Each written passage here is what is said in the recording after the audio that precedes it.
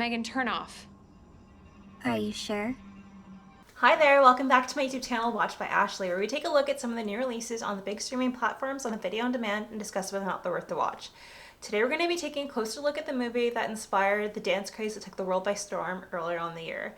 And that, of course, is M3GAN. M3GAN? Model 3 generative android. M3GAN, for short. Or, as a lot of the fans call it, M3GAN. So this film you can catch on video on demand, and if you get the opportunity, I highly recommend that you do. I thoroughly enjoyed this movie and I did not expect to, especially because I'm not a big horror movie fan. Like, I'm a scaredy cat and I get squeamish very easily, but this movie I think was like Goldilocks for me. It was just right, and it wasn't like too scary or too violent where you're feeling kind of gross, and it wasn't boring or campy. It was just the right balance, and I think that Johnstone did a fantastic job, especially with the budget of only $12 million. He managed to bring in $165 million with this movie, and it's pretty impressive. And he definitely impressed the studio because Universal has already greenlit him to do a M3GAN 2.0, which we could look forward to in 2025, which is pretty exciting. And especially when you think about the fact that James Wan, who is like this generation's king of horror since he's behind The Conjuring and the Saw movies, he helped write the script for this movie. So I'm very curious to see what they're going to do in the subsequent films here. So there wasn't a lot of star power in this movie, but you don't really need it, especially because, like I said, it is a bit of a horror movie and typically you don't have big stars in this kind of films. He had a pretty scaled down cast here, but he managed to accomplish a lot. So starring in the film, we have Allison Williams, and she might look familiar to you because she was also in Get Out, so that's where you might recognize her from. And she does a pretty good job here as Aunt Gemma. And then we also have Violet McGraw as Katie, and Katie might look like a familiar face to you because she was also in Netflix's Haunting of Hill House, and she's very cute. Also to the cast we have Ronny, who plays like Gemma's boss at the company Funky, and Ronny is a very funny stand-up comedian, and it was very nice to see him here. He's kind of playing himself. There shouldn't be any ambiguity over what a historic occasion this is. But I didn't mind that. I thought he was a great addition to the cast. And also for the role of M3GAN, we have two actors that are credited here. So we have Amie and Jenna Davis, who split the role. One person does the voice acting, another person did the physical acting, and they did a really great job here bringing M3GAN to life. In terms of the plot, they didn't reinvent the wheel here. There are tropes that you're very familiar with, so they combine two of them. So you have the living doll and you have artificial intelligence. And as we all know, humans and technology, the relationship doesn't work out very well in the long run. And so I combine that here. So the plot, high level, pretty simple. I won't spoil the ending or anything for you, but when we start the film, we get to meet young Katie, and she becomes an orphan at the beginning of the film when her parents end up dying in a car accident. And as a result, she has to live with her Aunt Gemma. And Gemma is a stereotypical millennial. She is very focused on her career. She's a product designer at a toy company, Funky. And she's under a lot of pressure to come up with the new big thing. And this pressure in this workflow, it's too demanding for Gemma. She's not able to give Katie the attention that she needs. And so she has the idea to actually kill two birds with one stone. She takes her prototype, M3GAN, who is an android and meant to be like a doll or companion for kids, and she decides to pair her with her niece Katie. And she gives M3GAN two parameters. She says, M3GAN, your task is to make sure that Katie is protected physically and emotionally. This is an incredible feat for technology and for the toy industry. So on the surface, everything seems fantastic, but as I said, this is a horror movie, so of course not everything is as it seems. And I'll leave it there. Like I said, I really do highly recommend the film. If I was to give the film a rating, I think it's a solid 7 out of 10. It's very entertaining from beginning to end. It's not too violent, although I would be kind of interested in seeing what the director's cut would be since they had to edit it heavily to get that PG-13 rating. To be honest, it feels like a very long episode of Black Mirror. And I love Black Mirror, so this is totally up my alley and I enjoyed it. If you haven't seen the film, that's kind of where I'll leave it for spoilers, like a spoiler warning here. But I want to talk a little bit more about the themes and what worked and didn't work for the movie. So let's get into it. The only thing it kind of takes away from the film, although the directing is solid, it isn't anything to knock your socks off or blow you away. Also, there's some parts of the script that are a little strange. Like, there's a scene where they ask Katie to talk about a memory with her mom. And the story that she tells is a story of like, she left a sandwich or something in her knapsack and cockroaches ended up in her bag and her mom freaked out. And that was her story of her dead mom that she chose to remember.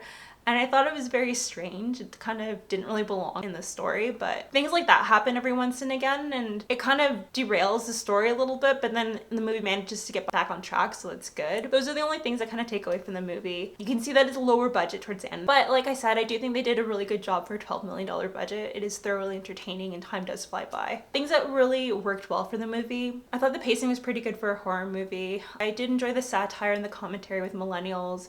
Like, millennials are probably like the mixed bag generation. Like, you have some millennials who are parents and it ends up being this screen that ends up babysitting their kids because they have an iPad in their hands before they're even 3. Another thing that they brought up is just with millennials, either you have kids and you're struggling to find that balance and raise them, or you're like Gemma and you're single and you're very accustomed to your life being in one way. And when it's kind of disturbed by having Katie or any kid come into your home and your house is not child friendly and you get very anxious. Like, she has all these collectibles in her house, which on the surface look like toys, and they are toys, but she doesn't want little Katie touching them, right? So I can understand that. I can relate to that. Even when I was growing up, I had an aunt who was collecting all these dolls and you couldn't play with them because they're meant to be collectibles because, oh, these Barbies are going to be worth a lot of money one day. So just like that, I thought it was really well executed, very relatable, shows you that struggle that not all millennials are nurturing or able to take care of kids. I'm not equipped to handle this. I don't even take care of my own plants. I really love the nostalgia factor. So these perpetual pets that Gemma has designed, they're very reminiscent of Furbies and it reminded me of Tamagotchis and talking nanos. Like, I remember being like 6 or 7 and that was like the it thing to have. Like, I loved having a talking nano. And when I look back on it, it must have been very annoying for the adults in my life because they're constantly like talking and saying that they're bored and they're hungry and they're tired. But that was a thing to have, right? Because you're taking care of this little creature and you thought it was teaching you responsibilities. I really like the touch of giving Megan auto-tune voice. Like, I thought it was simple but nice touch and I like that there. Weaknesses of the film, and it has nothing to do with the actress. I thought that Allison Williams did a fantastic job. But Gemma was just really frustrating. Like, why did you even agree to take Katie in? Like, you know that you have these crazy deadlines and you can't handle it. Like, why not give her to your brother-in-law's family, even if it's just for a little bit? And then when you overcome everything at work, then take her in, right? Like, she didn't have to take Katie in at that very moment, especially when the in-laws actually asked to take Katie. So I thought that was very strange and very selfish of her. Like, almost like virtue signaling. Like, my sister passed away, so it's my obligation to take care of her kid, but I'm not really going to take care of her kid. If you're spending less time with your child as a result of M3GAN, that is something we should be aware of. She's not my child. Also, like, why not get a nanny? Like, if you're so busy and you make such a good money at this company, because she's clearly living pretty well by herself, like, just get someone to babysit Katie. Like, it didn't have to be the robot. Like, she's so far removed from this kid that she'd put a robot to babysit her. Like, that was so mind-boggling. Like, a few other things about Gemma I didn't understand is that she has this very expensive prototype that she's pairing with her niece. And again, it's her niece. Like, why wouldn't she put parental controls on when she paired them? It was a huge oversight. Secondly, it's like after the incident with the dog and M3GAN got attacked, like, why not do a diagnostic report on your super expensive prototype to see if there was any damage? Like, if she had just done that at that point, she would have realized that there's something off with M3GAN. Things like that really irritated me about the character, but I understand it's like a campy horror movie, so she can't be like the most intelligent person, but for someone who's a genius and basically doing everything at Funky, she designs the products, she tests them out, she comes up with a marketing pitch, like, she's doing everything to launch this product. So I found her to be very ditzy in her personal life. So that's what kind of didn't work. It was just Gemma being kind of like all over the place, like being brilliant but being an idiot at the same time. The themes I really liked here, it goes back to that whole Icarus and flying too close to the sun. So Gemma has this technological feat and she did a fantastic job here, but she just couldn't help herself. Like, she had to give M3GAN the ability to constantly self-improve, and by doing so, M3GAN ended up surpassing her and becoming more intelligent than Gemma and outsmarting her in a lot of ways.